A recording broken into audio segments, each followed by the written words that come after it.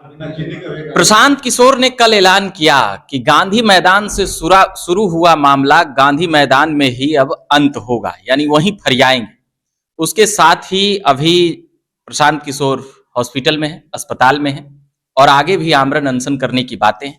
Doctor द्वारा मनाही कर दी गई है, और आगे कहां करेंगे, क्या कुछ करेंगे, और विपक्ष क्या कुछ आरोप प्रत्यारोप लगा रही है, कह रही है, उन सभी बातों पर अभी हम बात करेंगे जनसुराज पार्टी के प्रदेश अध्यक्ष मनोज भारती जी से। मनोज भारती जी, पहले तो बहुत बहुत स्वागत है। धन्यवाद। आपके दर्शकों को भी मेरी शुभकामनाएं। जी, कल की बात करें तो ये तो बीता हुआ हो गया, मगर एक तरह से ऐतिहासिक दिन देखा जा रहा है राजनीतिक दृष्टिकोण से, विश्लेषकों के द्वारा और भी कई चीजों के द्वारा, कि 14 दिन का रिमांड दिया गया और 14 मिनट में ही छूट कर आ गए। प्रशासन से लेकर कोर्ट तक सभी लोग कह सकते हैं कि एक तरह से बिहारी टोन में कहें तो मतलब सस्पेंस में ही आलबलाए हुए नजर आए। इसको आप कैसे देखते हैं? निश्चित रूप से ये कल का दिन बिहार के और संभवतः भारत के इतिहास में हमेशा याद किया जाएगा, इसमें कोई शक नहीं है। और मुझे लगता है कि इस पूरे दिन के घटनाक्रम ने सरकार में चल रही अराजकता का भंडाफोड़ कर दिया है।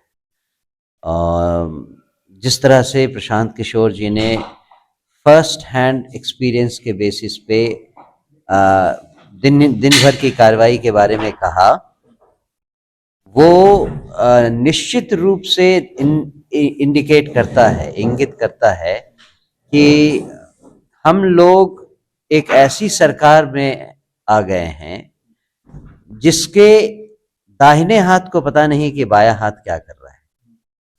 ये बिहार की जनता का दुर्भाग्य है, और हमें लगता है कि बिहार की जनता को समझने या उनको समझाने के लिए इससे बढ़िया कोई और उदाहरण नहीं हो सकता जो कल दिन भर हुआ। तो क्या 6 तारीख यानी 6 जनवरी 2025 कह सकते हैं यह बिहार के लिए परिवर्तन का दिन ये यहाँ से माना जाए कि आप लोग को अब यहाँ से एक तरह से इंटरनेशनल बूस्टअप मिल चुका है? मतलब नेशनल मीडिया छोड़िए और बाहर के मीडिया कवरेज कर रहे थे, तो क्या यहाँ से आप लोग परिवर्तन लाने के लिए एकदम पूरे हर मोर्चे पर तैयार हैं 25 के विधानसभा?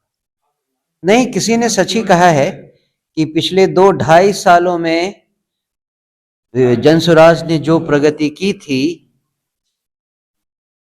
उससे कंपेरेबल प्रगति केवल एक दिन के घटनाक्रम ने दिखा दी है।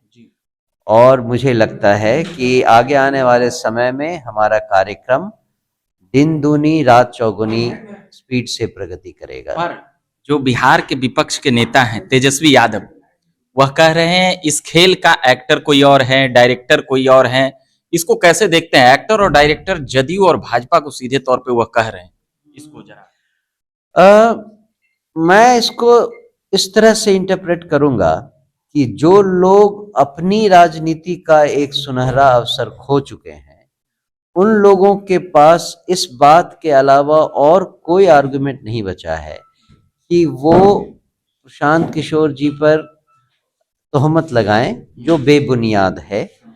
और ये बात केवल हम ही नहीं, बिहार की हर एक जनता, हर एक आदमी, हर एक औरत इस बात को समझेगी कि ये जो तोहमत लगाए जा रहे हैं उसके पीछे छुपा हुआ एक फ्रस्ट्रेशन है और कुछ नहीं। अब क्या करेंगे प्रशांत किशोर, जनसुराज पार्टी या मनोज भारती ही कह लें, क्योंकि वो तो हॉस्पिटल चल गए हैं, हॉस्पिटल से आएंगे, आज ही ऐलान करना था, तारीख, डेट, समय, जगह, बहुत चीजें तय करना था। क्या करना? वो उसमें बस मान लीजिए कि थोड़ा सा व्यवधान आया है, उनका केवल चेकअप चल रहा है, और हमें पूरी उम्मीद है कि वो जल्दी ही हम आप सबके बीच में होंगे। हम ये भी कोशिश कर रहे हैं कि उनसे निवेदन करें कि इस अनशन के अभियान को कुछ समय तक के लिए मुलतवी किया जाए। और आप लोगों की तरफ से आग्रह जारी है कि अनशन अभी रोका जाए? हम लोग तो उनसे रिक्वेस्ट जरूर करेंगे जी, कि उनके स्वास्थ्य को ध्यान में रखते हुए कुछ एक ऑल्टरनेटिव सोचा जाए। लेकिन मुझे नहीं लगता है कि प्रशांत किशोर जी अभी इसमें कोई भी बदलाव लाने के लिए तैयार दिख रहे हैं। हमारी कोशिश जारी रहेगी, लेकिन आपसे केवल इतना, आपसे और बिहार की जनता से केवल इतना कहना है कि याद रखें, जन सुराज जिस अभियान में लगी है उसमें छात्रों का मुद्दा एक बहुत महत्वपूर्ण कड़ी बनकर सामने आया है। और जिस तरह से हम छात्रों के हिस्से की बात कर रहे हैं इस समाज में, उनके रोल की, उनके साथ किए हो रहे अन्याय की बात कर रहे हैं, वैसा ही हम समाज के विभिन्न वर्गों के साथ भी करने वाले हैं, जैसे जैसे समय बीतता जा एक रहा है। बड़ा आरोप लगाए हैं, हजारों करोड़ रुपया सरकारी खजाने में या सरकार के द्वारा ये इसमें पेपर लीक और तमाम चीजों पर हजारों करोड़ का भ्रष्टाचार का आरोप सीधे तौर पे प्रशांत किशोर लगा रहे हैं। इसको कैसे देखते हैं? कोई पुख्ता सबूत सरकार नहीं, आयोग के पास आपको सबूत की जरूरत ही नहीं है। जी जो इस बात को समझते हैं और जानते हैं वो पिछले 5-7 साल का इतिहास देख लें, परीक्षाओं का इतिहास देख लें, और उससे साफ साफ हर किसी को पता चलता है कि जो कुछ हो रहा है उसमें सरकार पूरी तरह से लिप्त है और बीपीएससी के थ्रू ये मनी मेकिंग मशीनरी बन गई। अभी आपका विनिटी वैन का खूब चर्चा हुआ वहां पे सर की, ये करोड़ों करोड़ का विनिटी वैन रखते हैं, उस पर आराम फरमाते हैं और आंदोलन प्रदर्शन आमरण अनशन करते हैं। यह आमरण अनशन नहीं, यह एक ढोंग है, कई नेताओं द्वारा बिहार में कहा गया है। कैसे देखते हैं इसे? इस ढोंग को जरा वो करके दिखाएं तभी बोलें। अगर वो ये कर पाए तब हम कहेंगे हाँ ये ढोंग था।